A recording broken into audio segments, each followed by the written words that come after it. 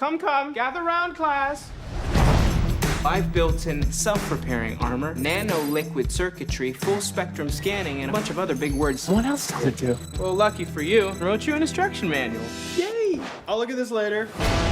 Guys, the suit's freaking out. Get it off. I can't get it off. What the hell does he need a rasp for, Cisco? He runs on water. It seemed like a smart idea at the time. Barry, why do you think Iris wanted you two to see me today? Well, we recently started working together. You canceled training the other day without asking me. Training? Swimming. A marathon. It's a triathlon. We're not on the same page. People could die, like if they crashed into a brick wall going 100 miles per hour. Metaphorically. The weight of the whole city falls on my shoulders. I'm the Flash. You are not the Flash, Barry. We are. I trust you, Iris. Then run, Barry. Run. Hey, look, it's a Flash! If I were you, I would start running. I gotta go. You're gonna write down that he ran out of here, aren't you? Yes. Hey everybody, we got a new Flash. Let's break this down. Danny Trejo is finally coming and he's gonna kick the shit out of Cisco. It's gonna be so funny. There's a new round of that Justice League ticket giveaway too. All you have to do to enter is be a subscriber, leave a comment on this video, and I'll announce a new winner at the end of this. So this is really like 2 clips that they released. They're doing a little bit better job of promoting the show this year. So at the beginning, you have all that stuff focusing on the tech that Cisco built into the new suit. They're going to use it for a little bit of comedy, but they also want to hype up how cool it is. It actually has a legit heads-up display. So the fact that Cisco's manual is that thick implies that there's a bunch of other stuff that he built into it. They might use that in future episodes, but a lot of you probably recognize this big, super fat Flash from the comic book. This very famous comic book cover where the Flash's mass is increased so he can barely run. It's just this funny comic book cover that doesn't totally make sense out of context. You're like, why is the Flash so fat now? Like, what happened to him? Did he eat too much? It's actually from The Flash, Volume 1, number 115, and the name of the story is The Day the Flash Weighed 1,000 Pounds. But because there's 2 stories in that comic book, the other one is an elongated man story. So the elongated man is going to be one of the characters that comes on the show this year. I don't think we're going to see him in episode 2, but you can see how a lot of the Easter eggs sort of tease at what's coming up on The Flash. But the thing about the comic book story is that it was actually Gorilla Grodd taking control of another person's mind called William Dawson, who constructed a device to increase the Flash's mass so that he would weigh 1,000 pounds and slow him down. So it was more of a story about Gorilla Grodd trying to hurt the Flash by controlling someone else, which we know the Thinker is doing as well. But we might also get more teasers for the blacksmith character, Amunet Black, who's also controlling other people in Central City, mostly the rogues. The main villain of the episode is somebody else who can control technology. He's like a technopath. So that goes back to the Thinker because those are some of his comic book abilities during the Jeff Johns run.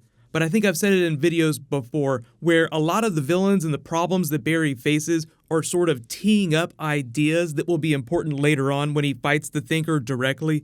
There's a lot of cool moments with him just running around dismantling cars trying to save people. It looks like he goes a little bit nuts just because he's so happy to be out of the Speed Force. You see him partying at a bar, which seems kind of out of place, so maybe there's some big victory that he's celebrating. Like the Flash is back, everybody's really happy, so maybe he's just a little drunk on the attention. But let's talk about Danny Trejo here. So I don't know how big he's going to be in the back half of the season, but the thing that brings him on the show this time is because he and Gypsy have been going out in the background for the past 6 months or so while the show's been off the air. So now it's gotten to the point where she's like, okay, you need to meet my dad. So Danny Trejo shows up. In the comics, he has the same abilities as Cisco and Gypsy, so we'll see what his powers are like on the TV show. But I think that everybody kind of understands what's going on here. It's just like the really angry dad who's protective of his daughter, who's going to go after Cisco, who doesn't totally take things seriously until he sees how scary Gypsy's father is. If you were dating Danny Trejo's daughter and he looked at you like he's looking at Cisco right here, you would probably shit your pants too.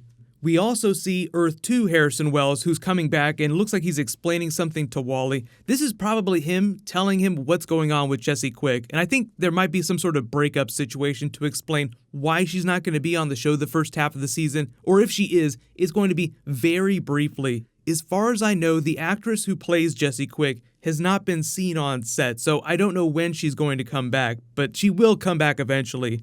The thing about Harrison Wells this season, they said, is that because Jesse's pretty much got everything on lockdown, he needs to find something to do with himself. Because they've solved all their problems on Earth 2, I think that's why he comes back to Star Labs. But they did say that his story will get tied up in the Thinker, so we'll just have to see, what it is that's going on with him specifically.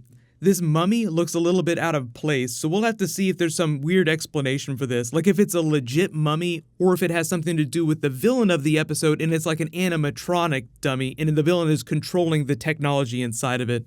But that's part of the reason why I love The Flash, is because they do a lot of hard science fiction stuff, but you could also do a zombie story too, and it would still feel like comic book Flash.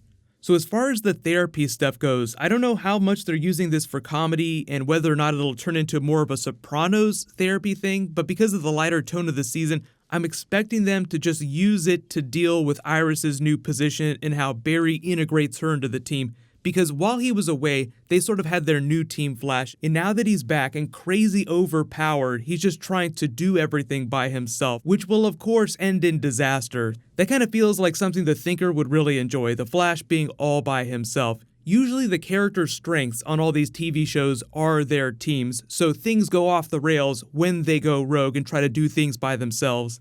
But everybody, let me know what you think about the first couple of episodes. There are a couple of big things from episode 1 that I might do bonus videos for this weekend. Like the Thinker's symbols on his face look a lot like the symbols that Barry is drawing after he came out of the Speed Force, so there's probably a connection there. They're also the same symbols on that thug that's working for the blacksmith too. So mystery code, everything is connected. There's a conspiracy in the background, so we could talk about that this weekend. But because there's so much superhero stuff, I do have a Legends of Tomorrow episode 1 video coming, but I have a Thor Warbound clip that I'll probably post next just because there's been so much DC content for the last day or so. There won't be quite as much Flash next week. I did a couple extra videos because it's the premiere. So as long as you have alerts enabled, you should get all the videos. YouTube broke a little bit last night, but I think it's fine now.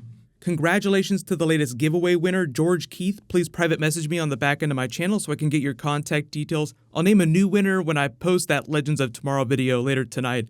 While you wait for everything, you can click here for my Flash episode 1 Easter egg video, and you can click here to watch that final Flash versus Thinker scene again. Thank you so much for watching. Everybody stay awesome. I'll see you guys tonight.